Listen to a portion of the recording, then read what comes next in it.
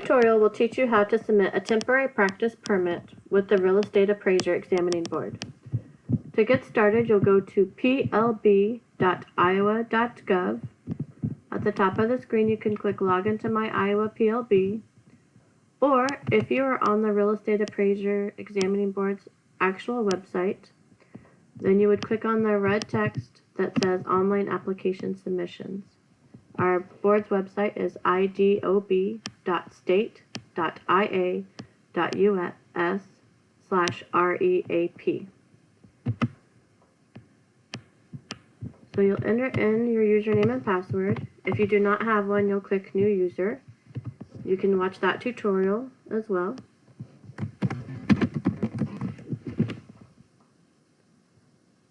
We'll log in. As you'll see, I already have an application, so my profile is all set up. You may have to go through that process if this is your first time ever submitting an application. For now, we'll click Submit Application/Renew. It's going to ask to verify your name and contact information.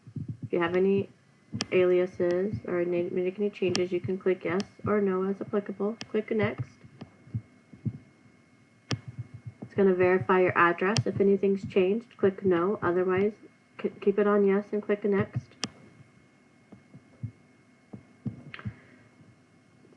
Going to ask you have an existing application open. As you can see, I have that background packet, but for this purpose I want to create a new application, so I'm going to keep it on that and click Next.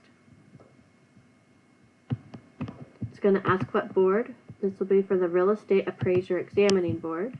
Click Next once you select that. It's going to ask for the desired application. For this purpose, we're going to scroll down to Temporary Practice Permit Application. Make sure that's selected and click Next. It says you're about to create the following new application. It's going to tell you what all you need for the checklist and what happens when the application is processed, and then it tells you how long it takes to process. Once you've read through those, click Next. It's going to ask for your business name, so we'll put that in.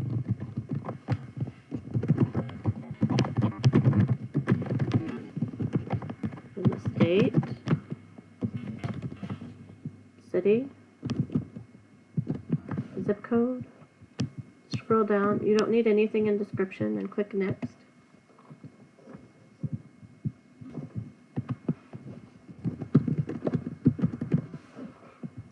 It's going to ask for your date of birth. I didn't actually need that for my other application, so there are some profile things that I have to put on here.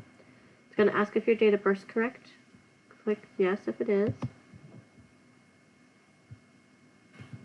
It's also going to ask for a social, because I didn't have to do that with the background check packet. Make sure you put a dash in with your social security number or it won't take it. Then you click Next. It's going to ask if it's correct. You can either change it or keep it as yes and click Next.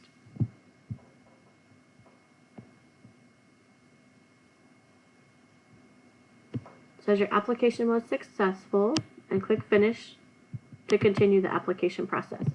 So again, this is like a form wizard. You're telling the system what kind of application you want and for which board. And then once that's done, you'll actually get the application that you need to fill out.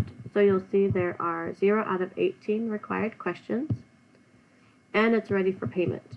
For temporary practice permits, you do have to pay the fee up front before it's processed. So you'll click, and you'll see that there's buttons on all these. You can review submissions, pay fees, but there's no button for submit application. That's because the fee's not actually paid yet, and so you can't submit the application until the fee's paid and the checklist is completed. So click on Complete Checklist to actually fill out the application. And it's going to say, ask if you've already had 2 temporary practice permits. You can agree if you have not. Understand that they're only good for 6 months, so you would agree to that. Put in your business name and what state you originally got your certification in. And if it is Iowa, that's fine as long as it's either in a lapsed or inactive status. If it's active for any reason, you wouldn't be filling out a temporary practice permit. So you put in your license number. It's going to ask if you have any current discipline by any board or licensing body. You'll select whether that's true or not. And it's going to ask if you're listed on the registry. If you're not on the registry, or if you have a discipline that does not have an end date on the registry, you would probably need to submit a letter of good standing. So click Save and Next. It's going to take you to Section 2, which is the property information. And here you'll see you have to add a record. It does need to include the complete physical address or a full legal description per the county assessor's site. So you put what kind of property it is. We'll just put industrial. The street address, so 123 Main Street. And it just needs the zip code because obviously you're going to be practicing in Iowa. If there is a full legal description, you would put that here. And if you have a cross street for some reason, like Southeast 14th and Army Post, that's not a valid address. So you would still need to include the full legal description because we would not know which corner of that you would be working on, or how many acres or anything like that. So make sure it is a valid address or your application will be sent back to you. And then you just click Save when you're done. If you notice you have a typo, you can scroll over to the right here and edit your address field. But once it's finished, you just hit Save and Next to go on to Section 3, which is the client's name.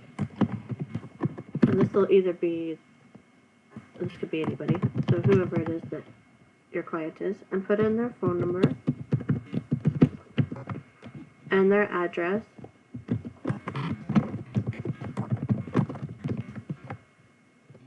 And it's going to ask you for the city, state, and zip, as well as their street address. And then once you're done with that, you hit Save and Next.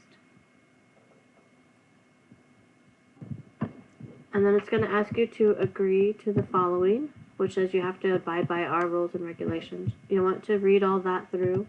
Click I agree if you agree with it, and then type in your full name. And click Save. This will take you back to the main application page. If you have multiple properties and they're not necessarily from the same client, I will probably ask you for your engagement letter. So if you click, you can upload any submissions. So as you can see, you can do that. If it has a check mark here, that means it's required. It doesn't mean that it's uploaded. It means you have to upload it.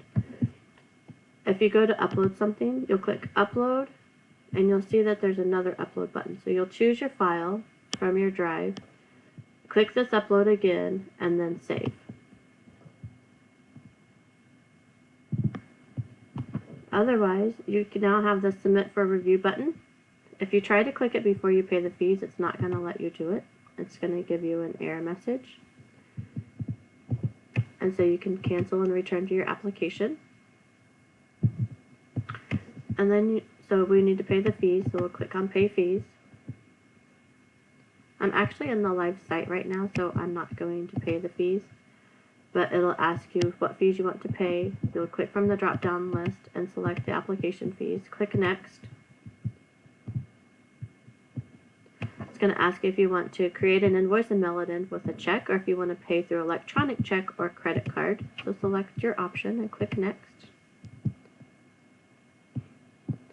Then you'll click Finish here, and it's going to take you to the US Bank portal to actually enter in your account information. So you'll click this Pay Now button.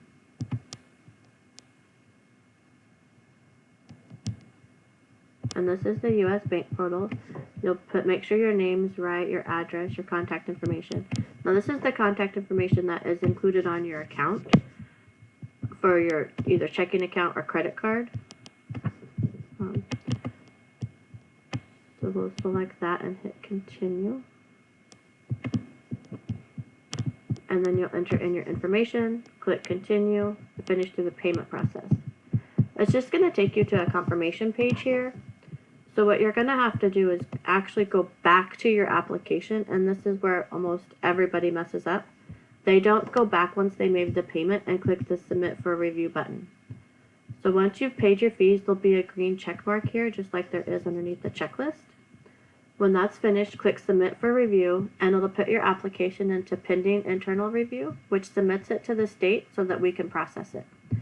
If you have any questions about this application or your temporary practice permit, please call Professional Licensing at 515-725-9022. The appraiser board is option number 7.